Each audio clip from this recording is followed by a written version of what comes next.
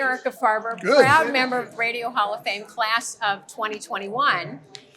And what a thrill it is to be here in Chicago at the new Museum of Broadcasting. We've literally been open 1 week.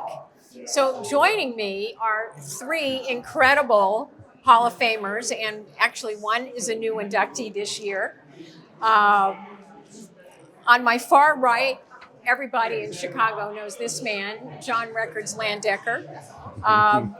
American Top 40, oldies, you name it. But when you say that name in Chicago, people bow down. Correct. They really do. So yeah, John, they're so old now they can't get up. It's sort of a problem. well, John, thank you for being here. In the middle is one of our newest inductees who tonight will be formally inducted into the Hall of Fame.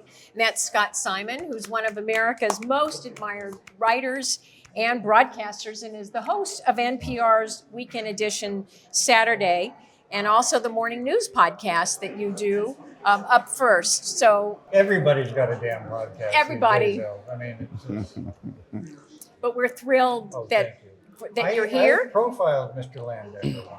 I got a story about that. It built my career. All right, well, we're going to get back to that. Hold on, I'll give you it's a good story. Okay, hold He doesn't on. have a good story. No, I haven't. All right. And last but not least, another Chicagoan. Right. It's funny how everyone just happened to be from Chicago, but Lon Helton. And Lon had an amazing career. Lon, you were inducted 2 years ago? Yes, 2023. 2023. And Lon he truly is the king of country. He started here in Monmouth, Illinois. Right. And took him to Denver, Chicago, Los Angeles, been living in Nashville for Right. many years. Almost And a native, 40 years. You've been in Nashville for Yes, 40 years? I have. Oh my gosh. I know. I know. What's Taylor Swift really like? He knows. He would know. She is among the most brilliant people you'll ever Yep. meet. Yeah. I told her once, she came in to do the countdown show, and I said, I really believe that you have lived this life before, and you're 20 minutes ahead of everybody, because she anticipates everything. She's brilliant. Yep. Wow. On so many different On so many levels. Yes. Absolutely. Yeah. Tremendous writer, obviously. But, Well, Scott is our newest inductee. Tell me what it was like when you got the phone call. It was Yeah. actually an email. I didn't. Nobody gets phone calls anymore. I didn't. When I got the email, I didn't think it was for real. I thought it was a joke. I was very moved. I went and told my wife and told my family, and they didn't believe it either. But I understand. And no, I mean it's. Look, I mean we wouldn't be in this business if we didn't, for as long as we've been in it. Right. If we didn't love what we do. But it's just so wonderful to get this kind of recognition from people who do the same kind of thing, and let you know that you've made some kind of difference to an industry we've all given some of our best creative energies. Now, you said you did a profile I did on a profile John. of John Okay. Records Landecker. All right. Can I pick it up from there? I'm afraid. All right. So I'm from My family is watching, John. I Let's know. be careful. So I'm Yeah. from Ann Arbor, Michigan. My dad's was a college professor, Dr. Werner S. Landecker. Landecker, and rock and roll radio was something that he didn't get at all. The only station that he listened to was WUOM, which was an NPR station. So in comes Scott. He does this thing on All Things Considered. It goes to Ann Arbor. It comes out of WUOM. My dad hears it and goes, "Well, what do you know about that?" So that was a good thing. Oh, that's wonderful. I remember you telling me Yeah. that story. I think that's wonderful. Lon. You, as I said, are the king of country. You have been such an amazing supporter and participant in the country field. And for the Radio Hall of Fame, you've been a great voice for the Hall of Fame to make sure that country is being recognized. absolutely. So let's talk a little bit about that, the importance of what country has meant to the radio industry. I mean, overall, there are 10,000 or so commercial radio stations in the United States. Fully 20%, there are over 2,000 of them are country. And certainly between the vast wasteland between New York and LA, country is king. Yes. And has so many radio stations. And when I worked here, WMAQ 670, 50,000 watt clear channel at the time owned by NBC, turned country, 38 states and Canada. And we were, most of the time we traded places with WHN New York as the most listened to country radio station in the U.S. Right. So yeah, and you know, country is huge. It really is, and it's an important part of radio for sure. And I think every broadcast company there is has a core of country stations. John, you've seen so much. Oh, You've yeah. done so much. Oh, yeah. So what are you thinking about Haven't the seen your hair radio in a today? while, What I think about radio today? Yes. Well, that's too big a question to answer. It's a perilous time. The most recent thing I read is that Tesla wants to remove FM from its automobiles. Right. They've already taken AM out. But the thing about radio is that it always bounced back from whatever the new thing was that was going to take it down. True. TV, AM stereo, well, FM, AM stereo. It's always had a way to come back. And I think the basis of that is talented people talking and people hearing it and liking it. And that's it. And I think that's going to be a constant. Whether or not it's actually quote unquote radio per se, I don't know. But the people still have the future, I think. Right. Yeah. Scott, coming from NPR, which is different than working in traditional commercial radio, what is the biggest difference from your perspective? You know, I don't notice that, to tell you the truth. I mean, we have country music on our show. Mm-hmm. I would interview, obviously, Taylor Swift in a heartbeat, but I mean, never a heartbeat I've been able to have. We've interviewed a lot of country stars over the years. I happen to love country music. Right. I'm one of those people. I love Broadway and country music because they tell stories. Mm-hmm. But we have every kind of music. I think we are in, the same business in most of the ways. So you try to. Working in that area, you don't see a difference. No, I mean, the whole idea is to convey, as John said, convey personality, to be good companions with people. We come into kitchens, we come into bedrooms, we slip under the doors. I mean, we have to be good company. We have to bring them something. We have to put something in their lives. And I think we all do that. I mean, I happen to be on NPR, but without getting specific, I can guarantee you, if my show was on opposite lawns, our family would be tuned to lawns. I mean, if they had to take a vote, and you too, but it would be close. That's all right. It'd be close. That's okay. I can come in third. Listen, I think we are. It's the communications business. It's what we do. It's reaching out to people. It's trying to put something back in the lives of people. If we can. Lon, how did you get your first job in the business? I graduated, I had enough credits to graduate from college early. It was December of 1971. What was your major? I started as a chemistry major and then morphed into speech and communications because I got a job at the college radio station and thoroughly enjoyed the 2 hours a week I spent on the air far more than the 3 hours in chemistry lab. And so I was done with classes in December of 1971 and didn't know if I was going to get drafted or go to graduate school. So I needed a job because I was just going to party for the next 6 months before graduation. And a friend got me a job at a local radio station, WVPC, the voice of prime beef country. They got to bring that back. That's got winter written all over it. And did 5 to midnight. And then went to Gales, that was Monmouth, Illinois. Then went to Galesburg, Illinois at WGIL. And I did 2 to 6 on the AC AM station.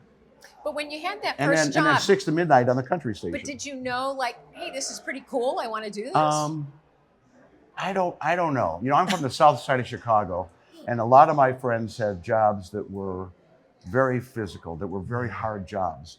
And that didn't seem like a very hard job. And it paid like a not very hard job too, I think. Monmouth, Illinois radio in 1971 was pretty bleak. But I did turn to love it. I really did. I loved radio and grew into it. Because I grew up here listening to WLS, WCFL. I think Chicago radio is the best radio city on the planet. It's deeper and wider with talent than New York or LA. And growing up listening to those tremendous people from Clark Weber, Joel Sebastian, Dex Card, golly, who else? Later Larry Lujak, and of course John. It was just tremendous radio, and I think that I loved it before I knew I loved it. Interesting. John, what about you? How did you start? I was in high school. I've always wanted to be in radio. I've never worked in anything else ever. My girlfriend at the time, her aunt was the woman's editor of a local radio station there, and it was arranged for me to go out to this little station that was on a dirt road across from a dairy farm. And I walked in, and the person who was there gave me what turns out to be wire copy, news copy. It says, go in that room. When that on-air light comes on, read it. And I did. And then I started going out to this radio station after school, and eventually ended up at Michigan State, majoring in communication arts. Got a job offer from WIBG when I was a senior at Michigan State, went there, and then came to LS. And was it everything you thought it was going to be? Oh, yeah. I mean, when I say that I have absolutely no other interest, I can't even change a light bulb, but I can talk on the radio, Lucky for us that sure. you found it. Scott, what about you? I started at Prime Beef Country Radio, as a matter of fact, and that was the good old days. I first heard NPR during God forbid, during the Watergate hearings. And then they had they still have, obviously, a show called All Things Considered. And I thought, boy, this is great. And I heard the great Susan Stamberg, who just recently left us. Yeah. And Cokie Roberts, Linda Wertheimer, Nina Totenberg. And I just thought what I heard was great. And I thought, this is a merry band of people having a good time and doing good work, and I'd like to join them. In those days, NPR did not have any network representation off of the East Coast. So I wrote a letter. This is the days before the internet, so I actually had to call up and find out where to write a letter. And I wrote a letter, and essentially they said, yeah, if you can freelance, why not? We'll take a listen. And I had a tape recorder, and I began to freelance, and that ultimately led to the offer of a job, and changed my. I had never done radio before. Some people would say I still haven't. But it was fun to tell stories. I mean, it came from a great community of journalists. Chicago is. And look, I have done stories all over the world, war-torn countries around the world, covered 10 wars, lots of zones of conflict, and there's no better preparation for that than being from Chicago. You see the world here in Chicago, and you get a sense of the world, and it prepares you for the world. And I just, consider myself blessed. Mm-hmm. Are you starting to see the changes now that the funding model will be a little bit different moving forward? I can't say we've seen changes yet, but there's going to be. I shouldn't say that. There's some local stations in smaller markets typically who've already announced they have to go out of business, or will have to go out of business. The good part is some of the larger stations are stepping forward to try and acquire them. And so that process is going on, and I hope that works out, because we have an audience of 44 million people everywhere around the country every week, and I think we ought to be able to make a go of that. That's a pretty good start. So, John, if you had to sum up why you have been so successful, what would that be?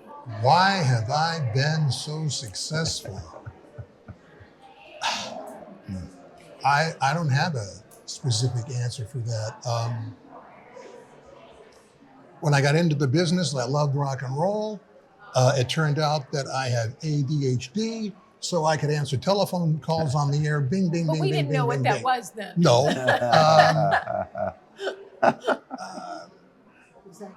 He would say, "Are you talking to me?" Yeah.